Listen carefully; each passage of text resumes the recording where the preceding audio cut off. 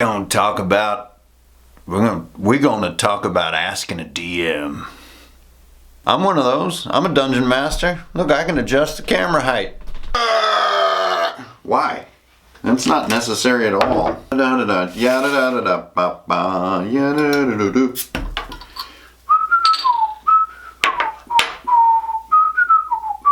What is that?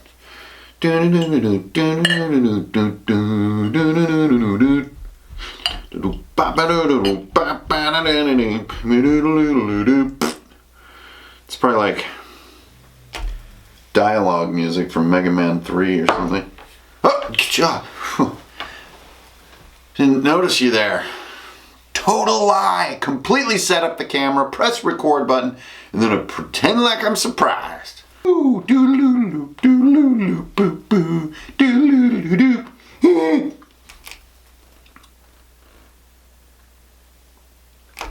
Ask a dungeon master. All right, since I am slow, old, and slowed, I find out about things like years after they probably happened, or they might have been. Wow. I find out about things years after they happened, or it might have been only weeks ago. I don't know, because I'm slow and old. So I'm cooking my pork chops and I'm listening to some kind of Dungeon Master panel from PAX. I think this is probably the most recent PAX. It looked recent. The people looked relatively modern. But they had Chris Perkins, bald guy from Acquisitions Incorporated, that Dungeon Master. He's also one of the head dudes over at Wizards.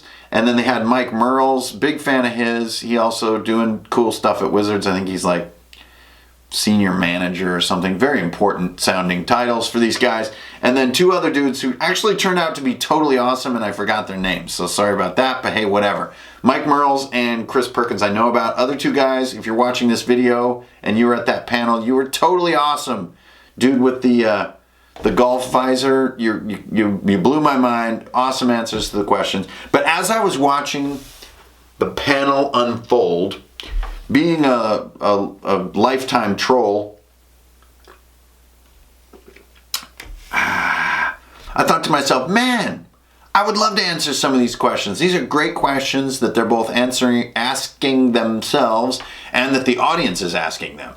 Like, these are cool questions. And then there's like a line of people that came up and they were doing a Q&A section. And I just thought to myself, man, people have the coolest Dungeon Master problems. It's just great to hear creative tabletoppers confronting the esoterica and the subtleties of doing an awesome job being dungeon masters, being storytellers, and also just being someone who it's fun to go over their house. That's really a big part of being a dungeon master. It's just fun to just show up and be like, hey dude, what are we doing this week? Oh, we're gonna kill a bunch of kobolds. That sounds dope. I brought some Cheetos. Word up. Friendship. Boom. Now you know how I am. If you really want to learn and you want to retain information, you can't just watch or read it. You have to take notes as you go, and it'll make it stick. At least that's true with me. And you know how I am. I'm very selfish. So if I think something's true, I tell everyone it's true. It's ridiculous. So I have a piece of paper here. I know it's pretty intense for Hanker and Fernale to have a piece of freaking paper. But I wrote things on this piece of... Actually, this is, I think, an important legal document. Okay, well, let's not focus on that element right now. Wow, yeah, I did that. Okay. The first question that the Dungeon Master panel asked at PAX was, what is the most important trait in being a good DM? Mike Merle's answer was the power to improvise. So I kind of agree. I mean, I guess I do maybe more improvisation at the table than I even realize I'm doing. So I'll have an encounter planned out and some new things will happen I hadn't really even anticipated. If you guys know about the Dwarven Battle Cube, classic example where I had designed it one way, and then when the playtime came to make it fit better, I kind of redesigned it and jotted it down as I went. Sometimes, rooms need to be balanced for difficulty. Sometimes you need to increase the pace. I don't need to go through all the cases for you, but improvisation is very important. But to me, I wouldn't say it's the property that makes a good DM. Okay, so that was Mike Merle's answer, was to be good at improvisation. Now, Chris Perkins' answer was great because it goes with the whole attitude that he represents, and I think it's why I identify with him a lot. But his answer was, the key to being a great dungeon master is to have good players. And that is an awesome statement, because he's kind of saying, like, it doesn't matter how cool of a dungeon master you are, if your players are all acting like jerks and like making nasty jokes all night and making fun of each other and being distracted and kind of being mean. And I think for those of you out there who have played D&D a lot over the years, you're inevitably going to run into some of these players. And I don't think they mean ill of the world. It's just, it's really hard to tell a compelling, fun, satisfying story if somebody's being a jerk or doesn't care or whatever. And it's just, I couldn't agree with him more. The chemistry in the players is the foundation upon which your Dungeon Master story is built. And that's why I'm also like a little bit skeptical of some of these sort of celebrity style D&D feeds that are happening. I think it's why filming entire sessions of D&D is a little odd, because it's not just the quality of the players, they're kind of playing to the camera. And as anyone who does anything in front of a camera knows, is who you are in front of the camera is not who you really are. And so this is why I've had such a hard time filming any of our sessions. But he makes a great point, which is just like, you want to be a great dungeon master, get a great group of players together. And that doesn't mean that they're skilled at the game, it's mean that they're engaged, they're there to play D&D. They're not bored, they're not, due somewhere else. They're into it. And when they're into it, it's really easy to flow with the action and make it cool. So that's what Chris Perkins said. And it's not like you get to control that totally, but you do get to have a big hand.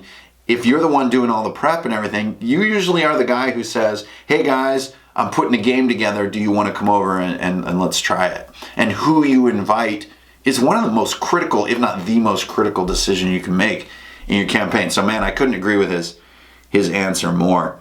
When you're doing a lot of this, you're trying to put the math together, you're trying to put the crafting together, you want to be a fun host to your friends when they come over, you want the energy to keep going, and you're tired from working just like everybody else. And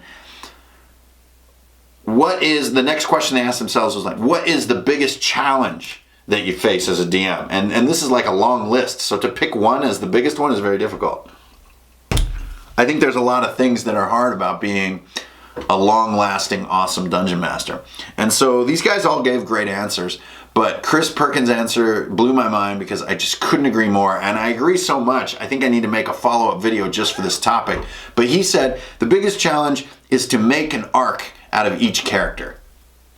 To find ways inside the group and inside the story where the characters aren't just there, they aren't just are what was created, they're actually these ever-changing and evolving creatures that arc over time. And the meaning of arc is that who you began as is not who you wind up being. And you go through experiences that are tailored to you, that change you and that question you and that make you voluntarily change and question your own decisions. And by the time you arrive at a destination, you are not the person who left.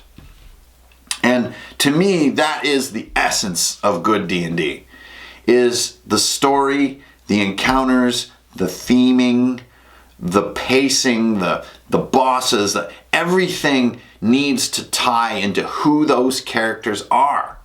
And if you really want to play meta, they tie a little bit into who the players are too.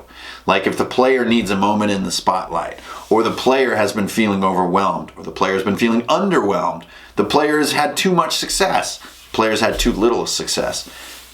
All of these things need to affect how the story begins to unfold to achieve true character arcs. And what's an arc? An arc, a great one is like, lawful good characters that discover the gray zones of morality, that they wind up being hated even though they're deep down they're good, and they go through these experiences that create these subtle changes in them that then aren't so subtle. They're put to the test. They're brought out in the open. They're made into encounters and story pivot points, so on and so forth. So that was what he said was his biggest challenge as a dungeon master. And I think it's brilliant because he's not only saying that's what's hardest for me, he's also saying this is where I put my mind. So it's not in prep. It's not in rules control. It's not in balance. It's not in this stuff. It's focus on what the players created and then changing it and growing it and flowing with it and just continually blowing their minds, not because of check out what a cool dungeon master I am, this crazy stuff I came up with, but more so like, hey, I like the idea you had. I want to twist it over this way. I want to pull you down this way. You want to come with me? Come on. Let's change this thing that you are. And you look back after a year or two and you've been going through this arc and it's just a massive head slapper. It's just like, man, how did I wind up being a lawful good vampire? Like, this is bizarre. Was the question of technology at the table. And I just wanted to sound off for my own part for a minute. A lot of people are using iPads, phones, laptops, and other stuff in D&D nowadays. And you know, everybody's different. And on this panel at PAX, everyone had slightly different answers. A lot of them using iPads and stuff. And I have nothing against any of it, but at our table is 100% analog table. Phones are only used for background music. So it's like on the kitchen counter. And if, you know, someone needs to text their homie because they're hanging out the next day, or like, we're going to go jeeping on Sunday or whatever, you know, you need to do that stuff. But we don't use any electronics for the game. All our character sheets are analog. Everybody's got pencil and dice. I just use the journal and a little bit of 3x5 cards. No devices. I know that like an iPad and in a masterful hands could be a super powerful DM tool, but it's just like DJing, honestly, man. You want to like see a cool DJ, he uses records. And what's the difference between records and a laptop and a DJ? It's exactly like the difference between using tech and using analog with a dungeon master. And that difference is, with analog, you feel like you're there with him or her. And with laptops and iPads, there's a disconnect between you and other people, that there are things you're seeing that they can't quite see. And so you're not really in the same space together. But if you see the piece of paper that I'm looking at and I'm writing on it and I see your piece of paper and there's something really shared there. And I think it really matters. I'm also a little bit the same with terrain. I'd rather have low-grade analog terrain than high-grade digital projected terrain. Because again, I think it's kind of like watching TV. TV separates people. And analog things really join people. And so I think that's the magic of board games and the magic of tabletop. So that's where I stand on the whole tech issue. I just thought it was an interesting question. I think there's probably a million great answers to that question. And there was a great one. It wasn't Perkins or Mike Merles. It was the other dude with the funny, like, too much gel in his hair. Totally awesome guy. Looked like a classic Dungeon Master type dude. I'd love to meet this guy. I should probably know his name if I want to meet the person. Yeah, I'm terrible. Hankering for an ale over here. You know, we dwarves are not known for our social graces. We're more the type to head on down to the Oasis, if you know what I'm talking about. He was talking about modding monsters and rules lawyers who really know the game. These are guys who work at Wizards, so they're probably putting up with rules lawyering all the time. I can't imagine. It sounds crazy. He was talking about giving custom abilities to monsters and improvising monsters so that they have more abilities, because players tend to be so innovative and interesting. You but you seldom can take a monster straight out of the book and make it much of a challenge. His advice was to avoid a rules lawyer situation on this front. Only use the monster's name in the book if you plan on playing it from the book. If you want to modify your monster at all, make up a name. So like, old Bluetooth, the warmonger, she happens to be a night hag that I gave a bunch of Umber Hulk abilities to. But all I ever call her is old Wartooth, right? So you don't get that feeling of like night hags can't turn people to stone. I was like, well, this is old Wartooth. This is someone. Did I say Bluetooth? Oh my God. Anyways, a lot of my monsters are custom, and I hadn't learned this lesson yet, so I do call them Umber Hulk. And then I play it, but it's a little bit custom. Now, luckily, I have no players in my group who are rules lawyers. I got one guy who is kind of a rules master, but he never comes at me like, My thesis is if you got somebody in your group doing that stuff, no, get them out. That is not welcome at the table. The firmament, as Mike Merles calls it, the mental space behind the game that the dungeon master puts all this work into is not up for discussion.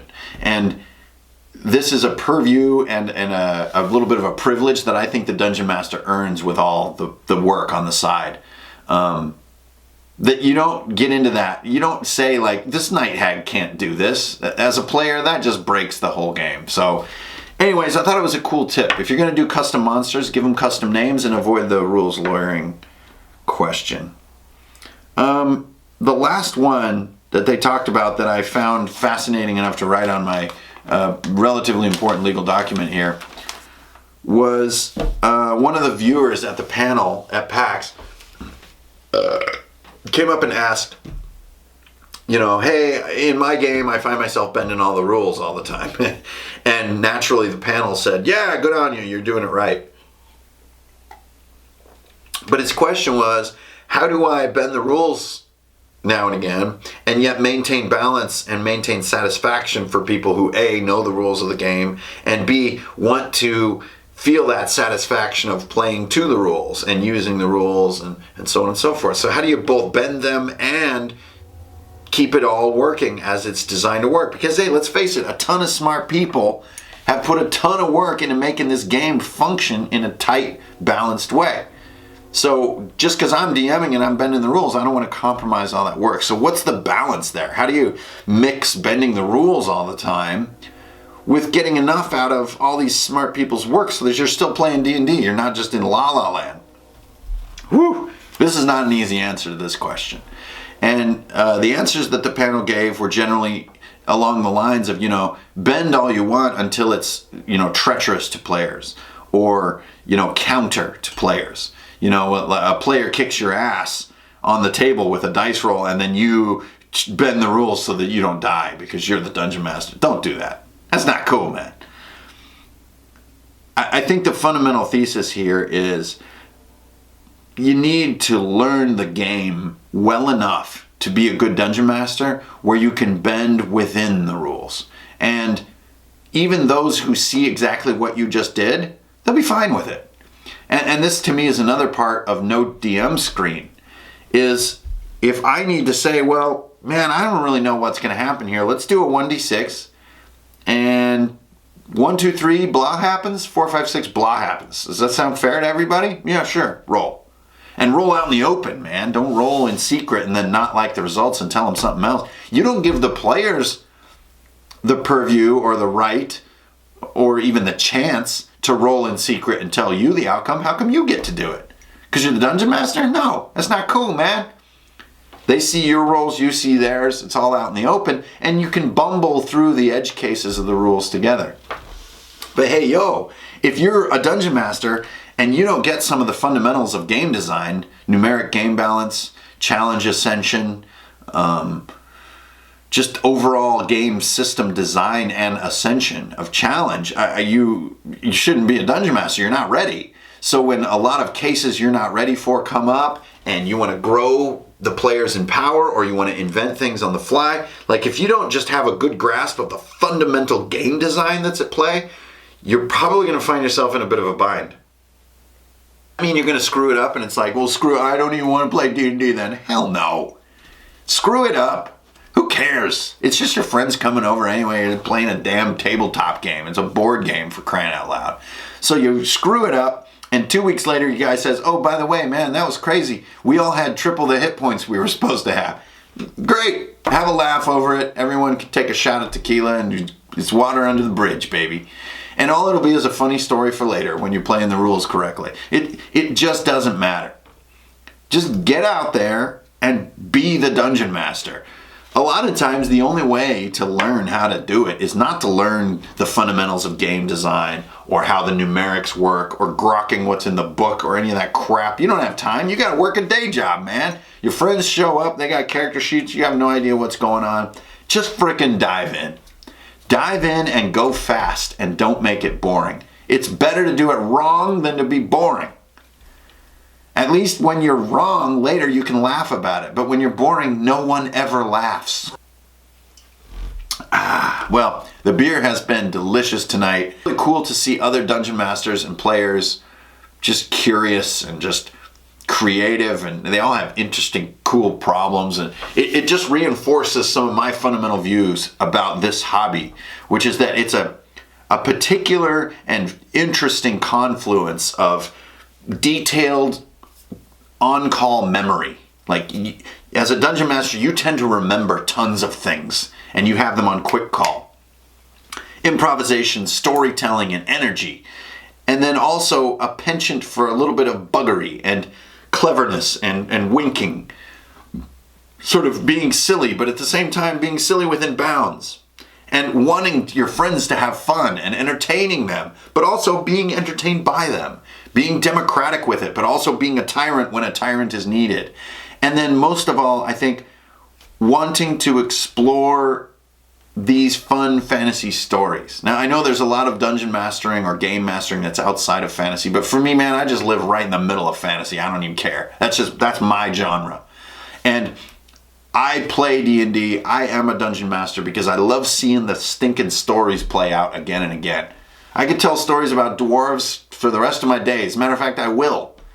About people in armor and swords and dragons and these things to me are important on levels that are far beyond tabletop gaming, board gaming, or just having something to do while you're drinking beer. This is a tradition that we've been doing in different forms since there were people.